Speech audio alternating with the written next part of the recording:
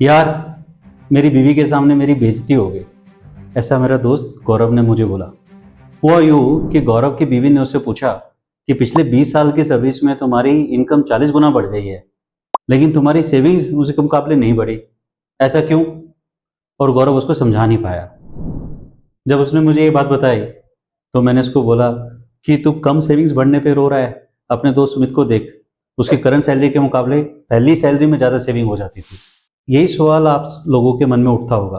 Logically देखें तो ये गलत लगता है। लॉजिकली तो जैसे जैसे इनकम बढ़ी, आपकी सेविंग्स उस हिसाब से बढ़नी चाहिए, बल्कि उससे तेज बढ़नी चाहिए। लेकिन ये हो नहीं पाता है। ऐसा क्यों नहीं हो पाता है? आइए इसको मिलकर समझने की कोशिश करते हैं। Hi everyone, my name is Mukesh Mittal. I welcome you to my channel money and mind.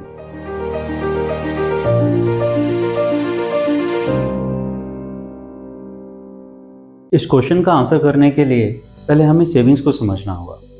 Late me ask you question, what is the correct definition of savings? आप में से बहुत लोग बोलेंगे income minus expense is equal to savings.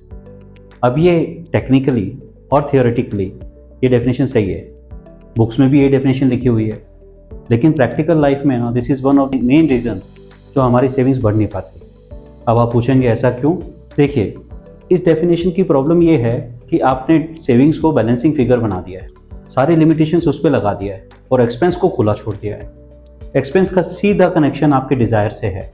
आप desires को कितना भी बढ़ा सकते हैं, इसलिए एक्सपेंस कितना भी बढ़ सकता है और वो आपके पूरी सेविंग्स को खा सकता है। Saving is the gap between your income and your ego. तो हमें करना क्या है?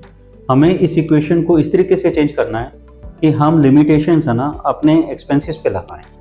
तो इसका करेक्ट इक्वेशन होगी income minus savings is equal to expense. अब इससे क्या हो रहा है? हम इनकम में से पहले अपनी सेविंग निकाल दे रहे हैं और बचे खुचे में हम अपने एक्सपेंसेस करेंगे।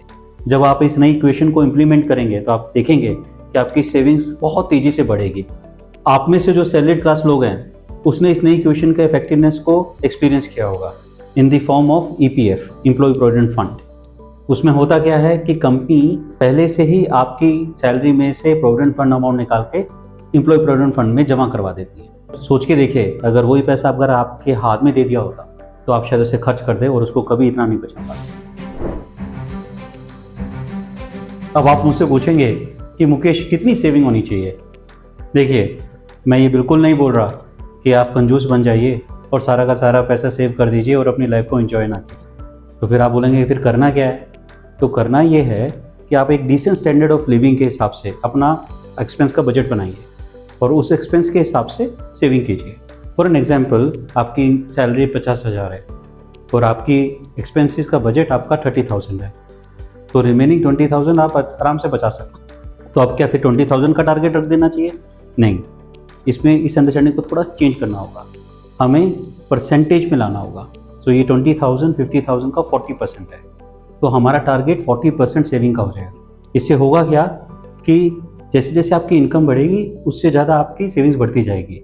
फॉर एन एग्जाम्पल, अगर आपकी इनकम 50,000 से 60,000 हो जाती है, अगर आप सिर्फ 20,000 सेव कर रहे होते तो वो सिर्फ 20,000 सेविंग रह जाती, लेकिन अगर आप परसेंटेज में करते तो 60,000 का 40% 24,000 हो जाता है, तो आपकी सेविंग 4,000 बढ़ गई। और ओवर द पीरियड्स आप धीरे धीरे इस परसेंटेज को बढ़ाते जाइए। Remember, you become rich by increasing your savings, not by your income. We need to be very creative and thoughtful in increasing our savings. आपने देखा होगा एक हाउसवाइफ जिसकी कोई इनकम नहीं है वो भी सेव करती है। तो सबको सेव करना चाहिए। स्टूडेंट है, किसी के पास बहुत पैसा है, सीनियर सिटीजन्स है, रिटायर्ड हो गए, कोई भी हो, हम सबको सेव करना चाहिए। Save, just save, you don't need any reason to save. अब आप बोलेंगे कि मुकेश मैं सेव कर रहा हूँ कि बड़ी गाड़ी के लिए, बड़े घर के लिए। ठीक, आप कीजिए। इन माई व्यू, लाइफ की अनसर्टेनिटीज को फेस करने के लिए is the main reason why you should save. देखिए, life is full of uncertainties. Saving without reason आपको बेटर प्रिपेयर करता है कि जो लाइफ की अनसर्टेनिटीज है आप उसको अच्छे से फेस कर सके। हमने ये डिस्कस किया कि हमें कितना सेव करना चाहिए।